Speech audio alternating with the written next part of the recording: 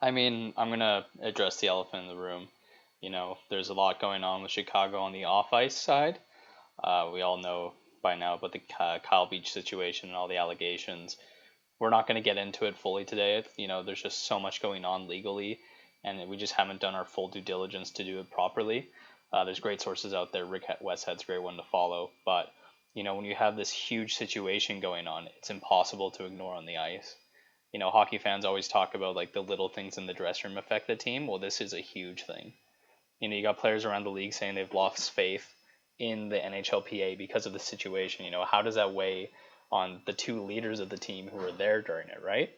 So you have all these guys who aren't performing like how they're supposed to. You have this huge black cloud that's just hanging over Chicago. And like Jimbo's saying, they got all these new guys. It's hard to meld, and the coach doesn't have the room. So you got all these issues, and you've lost the fans immediately. I think opening night they booed the coach right when he was announced, so they didn't like him from last year.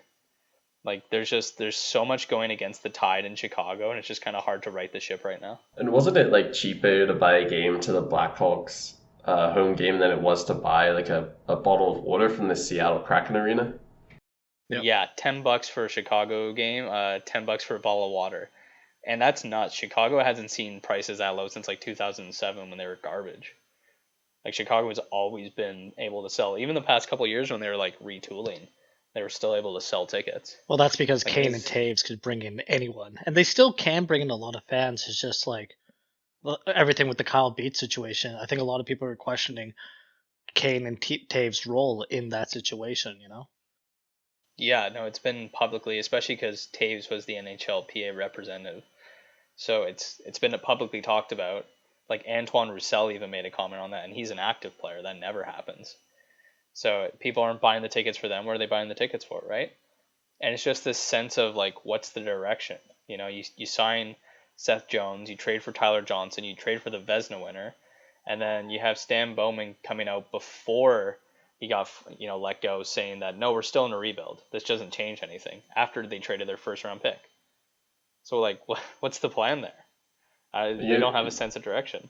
you know who I feel the worst for? I feel really bad, obviously, for Marc-Andre Fleury. I mean, he comes off, such an incredible time. He's such a significant figure there in Vegas ever since they started. He really was the heart of the team.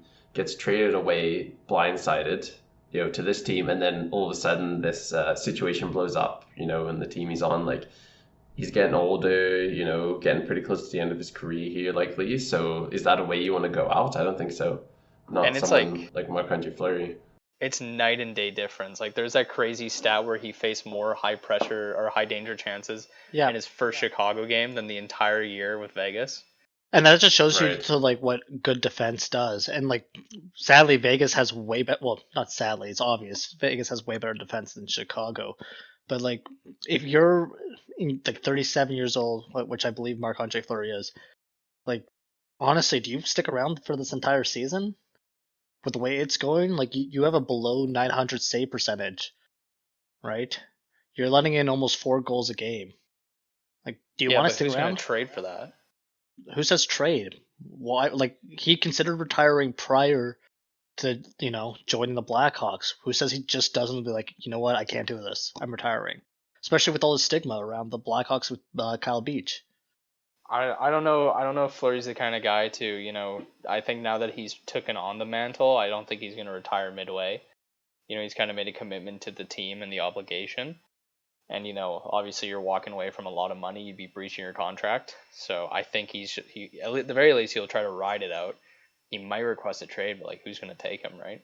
But 7 million, 38-year-old goalie or however old he is with a below 900 save percentage. I don't think this is about the money though, because if he was considering retiring prior, then he would have left money on the table then too.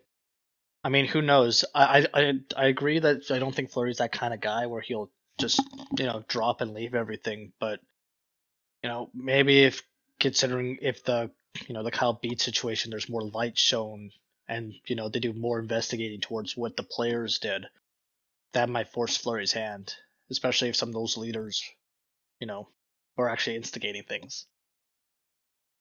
Yeah, I mean, at this point, it's all just speculation. It's just hard to say what they're going to do, but definitely this is a spiral that it's getting worse and worse. However, out of all the teams we're going to talk about, I think Chicago's, one of the few that has a chance to get out of this. Like, the talent's in that dressing room, right? Like, a team with Patrick Kane, an older Fleury, but still Fleury, and Seth Jones, who is not great, but he's not terrible. Like, He's that not team playing should bad, win. though. I mean, 8 points, 10 games. Yeah, Something like he's not doing good defensively, but he's doing his role. Yeah. He's putting up points. I mean, despite everything, he's actually doing better than he was doing in Columbus. So, like, that's better than something. And where's his support on that blue line, right? Like, it's just not there. So He plays with Calvin I can DeHaan. see them turning around. Yeah, you play with Calvin DeHaan. Like, what chance do you have to stop the puck from going in the net? I mean, to be fair to Calvin DeHaan's case, Calvin DeHaan's not the worst defensive part in that pairing. Seth Jones is being targeted in a lot of games, and that's how teams are riding out the scores. They're going after Seth Jones there. Well, he's a $9 million man. Everybody wants him, I guess, but He's only $5 million right now. It's next year that it starts. oh, next year. Okay, So he's only $5 million. He's Yeah. fine then. He can play like this for now. No one cares. But I mean, like, you are right though. The talent on the Chicago Blackhawks is there, but I think a lot of it also does come down to the coaching. The coach has Dylan Strome on the fourth pair, and He's he also has Strom.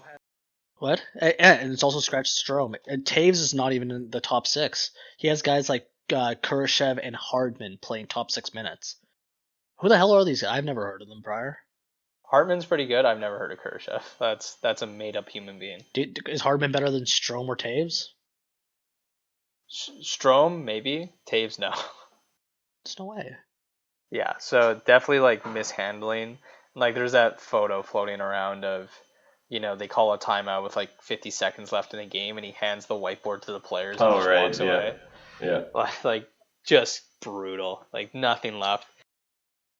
I don't know. I can see a move now that Bowman's gone. Like the new GM's gonna come in and be like, "You're not my guy. Like I don't owe you anything, and I need a win now because I don't have a first next year." So I could see Cullington being moved. Like there's a plethora of good coaches on the market, like Bruce Boudreau, John Tortorella. Like they could get someone good who would know how to make these guys work. I mean, I think Tortorella would be a great fit with Chicago. If they played a more defensive system, they could do some serious damage. You think it would? I don't know. Do you think he'd want to fit the vibe there right now, though? I think he's been pretty critical. Like, I mean, maybe he'd want to come turn things around, but I feel like this just isn't his vibe right now. He did say like he was upset about it. Like James said, he's been pretty critical. But yeah, that's a lot to take around because whoever the new coach is has the mantle of not only fixing this broken team, but fixing the culture. Yeah, but there's no one other than Tortorella of like NHL caliber or NHL prestige coaches that I could see taking on that challenge. Bruce Boudreau, the fucking barbecue guy? You kidding me? Before you talk smack, look at Bruce Boudreau's record. Look at Barbecue Bruce's record. Look at his for itself. Look at him in the playoffs. Look at Tortorella in the playoffs recently. And you got me there. The only time he won a cup was when he had a cheat for it in 2004.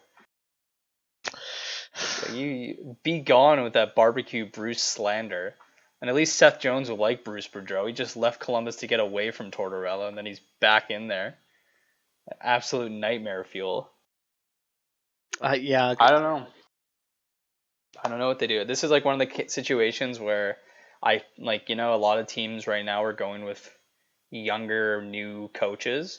And for some it's working, like Buffalo with Don Granato, and some it's not working, and we'll get to them. But I feel like Chicago needs that veteran hand leadership to get these older guys kind of back in motion.